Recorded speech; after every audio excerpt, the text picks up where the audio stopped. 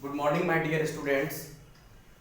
आज हम लोग क्लास 7 की मैथमेटिक्स की क्लासेस वीडियो के द्वारा शुरू करने वाले हैं। अभी तक आपकी क्लास जो है वो ऐप के द्वारा चल रही थी। तो ऐप के द्वारा कौन कौन से सब्जेक्ट जो है वो आपको पढ़ाई हो चुकी हैं। तो इंटीजर्स, फ्रैक्शंस एंड डेसिमल्स।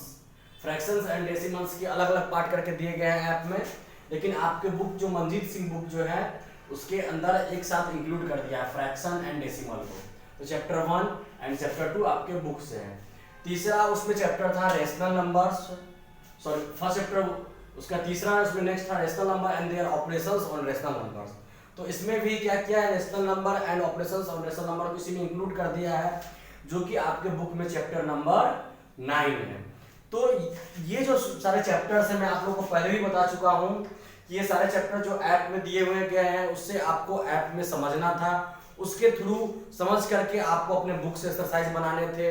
फिर अगर आपको समस्या आती, क्वेश्चन पूछना होता तो आप मुझसे क्वेश्चन पूछ सकते थे, फोटो के द्वारा पूछते या कॉल के द्वारा पूछते। बहुत सारे स्टूडेंट्स ने पूछा है क्वेश्चन, मैं उनके समस्या का समाधान किया हूँ। जो बच्चे नहीं बनाए हैं उनसे फिर से मैं अनुरोध कर रहा हूँ कि ऐप से उस चैप्टर को देखिए, उसके बाद अपने बुक के एक्सरसाइज को बनाइए। अगर आपके बुक की एक्सरसाइज बनाने में समस्या होती है तो फिर मैं आपको उस समस्या का समाधान करूंगा।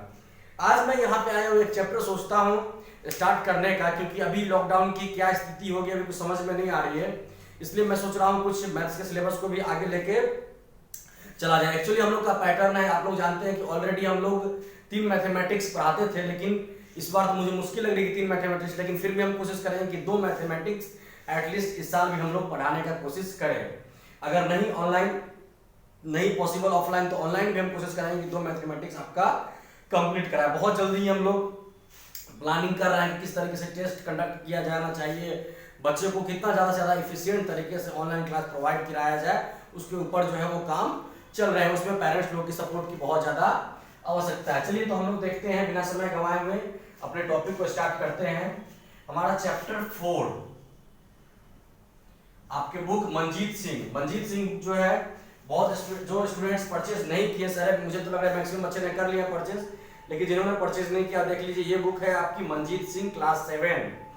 अगर ये बुक अगर आप चाहे तो मार्केट से भी खरीद सकते हैं, मार्केट में नहीं मिल रही तो स्कूल में अवेलेबल है, ये बुक आप स्कूल से ले सकते हैं।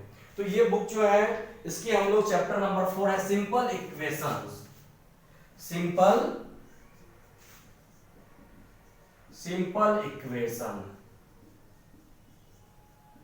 तो सिंपल इक्वेशंस क्या है उसके बारे में थोड़ा सा हम लोग डिटेल में पढ़ेंगे। सबसे पहला चीज सिंपल मतलब साधारण। इक्वेशंस क्या है, तो जहां पे वेरिएबल और कांस्टेंट को मिक्सअप कर दिया जाए बाय डिफरेंट साइन के द्वारा। तो साइन जो है हमारा जो मेनली जो डिफरेंट साइन का मतलब है कि डिफरेंट हमारा सिंबल, जैसे कि add, subtract, multiply and division. तो मैथमेटिक्स के अंदर कांस्टेंट और वेरिएबल को इस मैथमेटिक्स साइन के द्वारा अगर ऐड और सब्ट्रैक्ट या ज्वाइंट किया जाए तो हमारा कहलाता है इक्वेशन। अब कांस्टेंट क्या है, वेरिएबल क्या है, तो x y z a b c ये सब हमारा इक्वेशन है।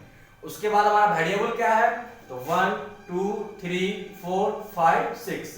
तो इक्वेशन और इक्वेशन के अंदर क्या है, इसी कांस्टेंट वेरिएबल का इसी सब का इस्तेमाल करके जो हमारा क्वेश्चंस बनता है उसको हम लोग बोलते हैं इक्वेशन। जैसे कि x + 5 ये हमारा एक इक्वेशन हो गया। अब उसके इक्वल टू में कुछ डाल दिए 6, ये हमारा कंप्लीट इक्वेशन हो गया। समझ में आया बात। तो इसमें क्या होता है, सबसे मेन इंपॉर्टेंट चीज जो है इक्वेशंस को सॉल्व करना होता है। इक्वेशंस को सॉल्व करने का मींस है कि ये कांस्टेंट और वेरिएबल दिया रहेगा आपको, इसमें आप लोग को वेरिएबल को फाइंड आउट करना होता है, वेरिएबल के वैल्यू को फाइंड आउट करना होता है। जैसे कि x y z का जो वैल्यू होता है उसको फाइंड आउट करना होता है, जो x है y है z है, तो उसको फाइंड आउट करने के लिए कुछ बेसिक्स रूल होते हैं, कुछ बेसिक्स नियम होते हैं जिनको सीखना बहुत ज्यादा जरूरी है। उस बेसिक नियम को सीखेंगे तभी आकर के वो इक्वेशन सॉल्व होगा।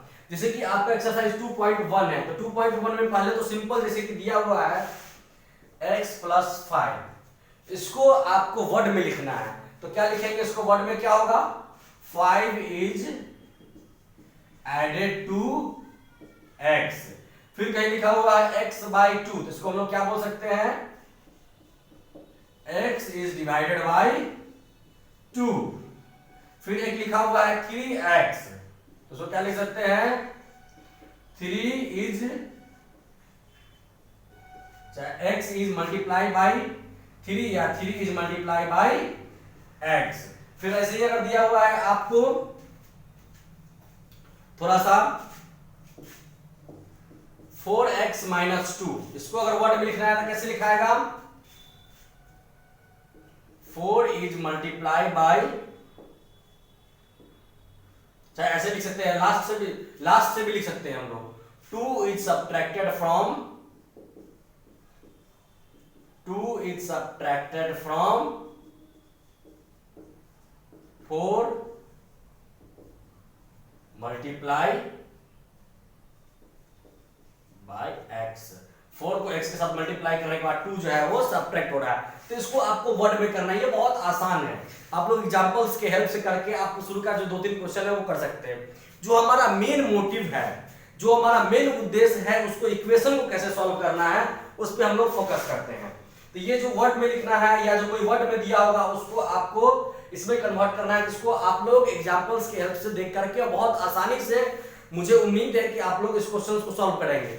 जो मेन चीज यहाँ पे सीखने वाली है वो क्या है कि इक्वेशंस को कैसे सॉल्व किया जाता है। इक्वेशन को सॉल्व कैसे किया जाता है, तो इक्वेशन से सॉल्व करने के लिए सबसे पहला चीज है कि वेरिएबल के जो भी डिजिट हो, वेरिएबल के साथ x हो y हो कोई भी चीज हो, तो उसको क्या करना पड़ता है, उसको सिंगल छोड़ करके जितना डिजिट है उसके साथ सबको हटाना पड़ता है। जो ज्यादा दूर में है पहले उसको हटाना है, जो नजदीक में है उसको फिर बाद में हटाना है। हटाने का रूल क्या होता है कि आपको इक्वल टू होता है, इक्वल टू का इधर अगर कोई चीज प्लस में है उधर जाएगा तो माइनस में होता है, इधर अगर माइनस में है उधर जाएगा तो प्लस में होता है, इधर अगर मल्टीप्लाई में है उधर जाएगा तो डिवाइड में होता है, अगर इधर डिवाइड में है उधर जाएगा तो मल्टीप्लाई में होता है। ये बहुत इंपॉर्टेंट रूल है।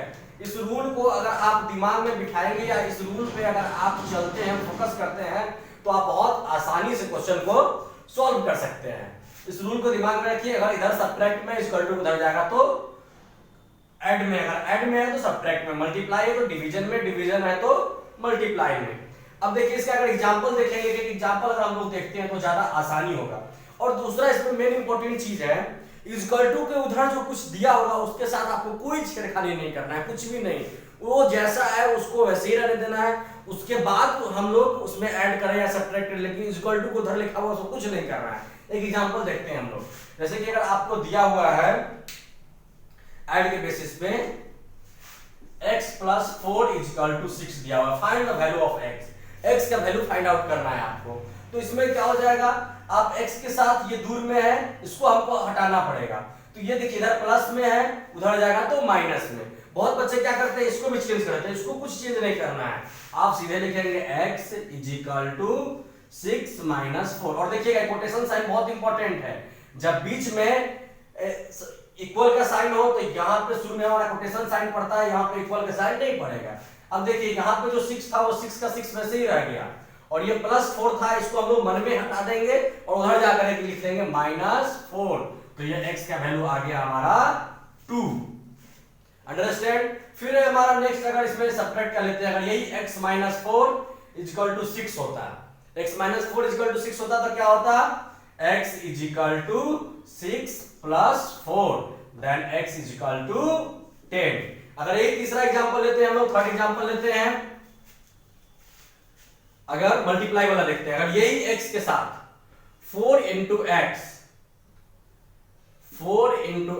इक्वल टू 6 होता, अगर इधर मल्टीप्लाई में होता फिर उधर जाता तो x इक्वल टू 6/4, फिर ये 2 3 जा 6 2 4 जा 2। अब देखिए यहाँ पे मल्टीप्लाई में था, या सिंपली अगर सिर्फ 4x भी लिखा हुआ है, 4x इक्वल टू 6 लिखा हुआ है, तो ये 4 मल्टीपल ऑफ 6 लिखा हुआ है, इसका मतलब हुआ कि x is a multiple of 4। तो 4x इक्वल टू 6 है, देन ये मल्टीप्लाई में उधर जाएगा तो डिवाइड में x इक्वल टू 6/4। अब ये ऊपर नीचे कटने वाला है तो काट देंगे, x इक्वल टू 3/2। वैसे ही अगर सेम रहता है, अगर x/4 होता, x/4 इक्वल टू 6 होता, तो यहाँ पे x इज इक्वल टू, यहाँ डिवाइड में उधर जाएगा तो मल्टीप्लाई में 6 इंटू 4 x इक्वल टू 21 4। उसके बाद तो इसी बेसिस पे आपका जो क्वेश्चन जो है वो एक्सरसाइज 2.1 हो जाएगा। उसमें एक ट्रायल एंड एरर मेथड दिया हुआ है। ट्रायल एंड एरर मेथड आप इसी मेथड से सॉल्व कीजिए। ट्रायल एंड एरर मेथड का मतलब मैं बता देता हूं आप लोग को, लेकिन आप इस ट्रायल एंड एरर मेथड का इस्तेमाल नहीं कीजिए। आप लोग इसी इक्वेशन के द्वारा क्वेश्चन को सॉल्व कीजिए। लेकिन ट्रायल एंड एरर मेथड होता क्या है उसको मैं एक्सप्लेन कर देता हूं। जैसे कि x + 4 = 6 है, तो आपको सोचना पड़ेगा इस डिजिट में x के जगह पे क्या क्या वैल्यू लेना पड़ेगा। टेक x = 1 लेते हैं हम लोग, 0 से शुरू करते हैं। x = 0 लेते हैं तो 0 + 4 = कितना आया, 4 आया। फिर हम लोग लेते हैं टेक x = 1 लेते हैं तो 1 + 4 = कितना आया, 5। फिर हम लोग लेते हैं टेक x = 2 देन 2 + 4 = 6। यस, ये आ गया ना, तो हमारा हो जाएगा x = 2। इसी को बोलते हैं हम लोग ट्रायल एंड एरर मेथड। 0 से लेकर के वैल्यू को पुट करते जाएंगे। तो ये छोटे मोटे इक्वेशन सॉल्व करने के लिए है। लेकिन आप इस रूल को जो मैंने ये बताया है x + 4 x - 4 = 6 multiply by 4 and divide by 4, इसी का इस्तेमाल करेंगे आप फर्स्ट एक्सरसाइज को भी सॉल्व करने का। इस बेसिस पे आपका एक्सरसाइज जो है 2.1 बहुत आसानी से सॉल्व होगा। 2.2 का मैं एक दो क्वेश्चन बताता हूं आप लोग को। 2 मिनट आप लोग वेट करें।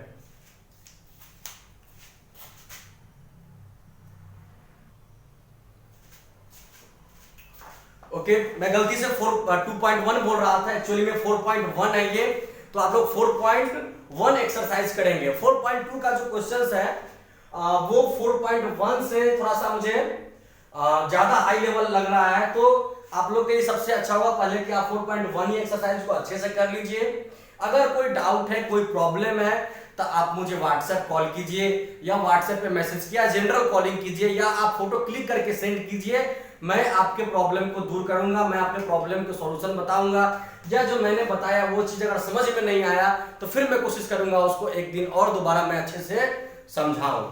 तब तक आप लोग 4.1 एक्सरसाइज बिल्कुल बना ही ले। ऑनलाइन क्लासेस को इग्नोर ना करें। Thank you so much.